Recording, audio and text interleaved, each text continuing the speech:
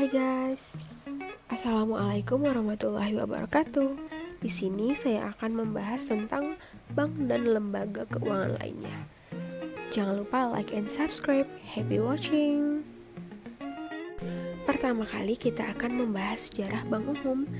Bank pertama kali didirikan dalam bentuk seperti sebuah firma pada umumnya pada tahun 1690 pada saat kerajaan Inggris berkemauan merencanakan membangun kembali kekuatan armada lautnya untuk bersaing dengan kekuatan armada laut Prancis. Akan tetapi pemerintahan Inggris saat itu tidak mempunyai kemampuan pendanaan. Kemudian berdasarkan gagasan William Paterson yang kemudian oleh Charles Montagu direalisasikan dengan membentuk sebuah lembaga intermediasi keuangan yang akhirnya dapat memenuhi dana pembiayaan tersebut hanya dalam waktu 12 hari loh. Selanjutnya kita akan membahas definisi bank umum. Bank umum yaitu bank yang menjalankan aktivitas usaha secara konvensional atau menurut prinsip syariah yang dalam aktivitasnya memberikan jasa pada lalu lintas pembayaran. Bank umum sering kita temukan di dalam kehidupan sehari-hari karena keberadaannya sangat bermanfaat dan lebih dekat dengan masyarakat. Bank umum dapat mengeluarkan atau mencetak uang giral dan juga jangkauannya lebih luas daripada jenis bank BPR. Selain itu, bank umum dapat menganut dua sistem perbankan loh, yang pertama konvensional dan yang kedua sistem syariah. Selanjutnya ada tujuan bank umum. Berdasarkan UU nomor 10 tahun 1998, secara garis besar tujuan perbankan Indonesia yaitu menunjang pelaksanaan pembangunan nasional dalam rangka meningkatkan pemerataan, pertumbuhan ekonomi, dan stabilitas nasional ke arah peningkatan kesejahteraan rakyat.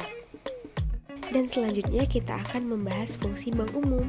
Yang pertama sebagai agen pembangunan. Fungsi yang pertama dari bank umum adalah sebagai agen pembangunan atau agent of development, di mana bank umum memiliki kewajiban untuk ikut turut serta dalam pembangunan negara Indonesia. Yang kedua, agen ekuitas. Setiap orang yang ingin membuat sebuah usaha tentunya memerlukan modal yang tidak sedikit. Begitupun jika Anda ingin mengembangkan usaha yang sudah Anda miliki sebelumnya, maka Anda memerlukan modal yang besar. Kebanyakan orang Indonesia pasti memilih bank untuk meminjam sejumlah uang guna meningkatkan badan usaha mereka. Selanjutnya ada agen terpercaya. Bank umum juga berfungsi sebagai sebuah agen terpercaya atau agent of trust.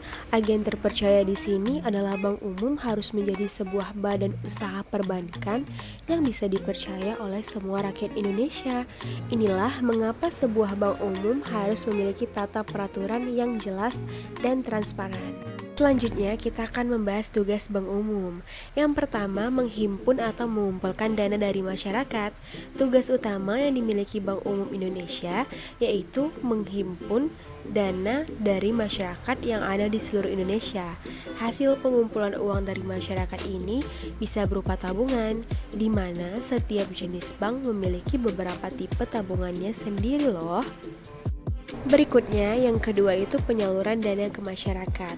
Penyaluran dana ke masyarakat ini juga bisa berupa uang pinjaman yang dibutuhkan oleh seseorang. Untuk nilai maksimal atau minimal pinjaman biasanya disesuaikan dengan kemampuan pembayaran seorang peminjam. Besarnya nilai uang pinjaman juga disesuaikan dengan jaminan yang diberikan kreditur. Selanjutnya kita akan membahas tantangan yang dihadapi bank umum di masa pandemi COVID-19. Yang pertama, likuiditas di sistem perbankan yang mengetat. Hal ini disebabkan sulitnya bank meningkatkan pertumbuhan dana pihak ketiga atau DPK.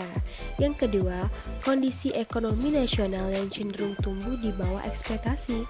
Ekonomi Indonesia di kuartal 2 2019 tumbuh melambat menjadi 5,05% dari 5,07% di kuartal 1 2019. Yang ketiga, rasio melemahnya kualitas aset karena dampak perlambatan ekonomi. Rasio kredit bermasalah atau non-performing loan atau NPL perbankan sepanjang tahun ini mengalami tren kenaikan dari 2,4% pada Desember 2018 menjadi 2,6% pada Mei 2019. Yang keempat, melemahnya pertumbuhan kasa. Perbankan cenderung mengandalkan dana mahal, yaitu deposit berjangka. Pertumbuhan deposit berjangka naik cukup signifikan dari 7,2% menjadi 8,8%. Selanjutnya kita akan membahas kondisi bank umum di Indonesia pada masa pandemi COVID-19. Saat ini, kondisi industri perbankan relatif stabil meski pihak bank perlu terus meningkatkan kewaspadaannya dalam mengantisipasi dampak negatif dari COVID-19. Pemerintah telah merespon kondisi ini guna menjaga stabilitas sistem keuangan Indonesia. Upaya ini tentu membutuhkan peran serta semua pihak dalam membantu pemerintahan Indonesia agar dapat melewati semua masa sulit ini. Adapun dampak yang disebabkan oleh COVID-19, ini dia. Berbagai macam dampak yang terjadi karena COVID-19. Yang pertama, lambatnya proses nasabah untuk tarik-menarik uang diakibatkan jaringan lambat. Yang kedua, pelemahan rupiah terhadap dolar. Hal ini yang mengakibatkan terjadinya inflasi. Yang ketiga, beresiko ketika debitur mengalami kesusahan dalam usaha atau pendapatan, maka cicilan kredit pun juga akan tertunda. Hal ini akan berdampak pada arus kas perbankan. Maka dari itu, agar sektor perbankan dapat tetap berjalan baik di tengah pandemi virus corona, hal ini yang harus dilakukan oleh perbankan, yaitu melakukan mitigasi resiko secara cermat, serta menggunakan strategi kreatif menghadapi kondisi yang serba tidak menentu saat ini. Itu tadi penjelasan dari Bank Umum. Sekian dan terima kasih. Assalamualaikum. Happy watching.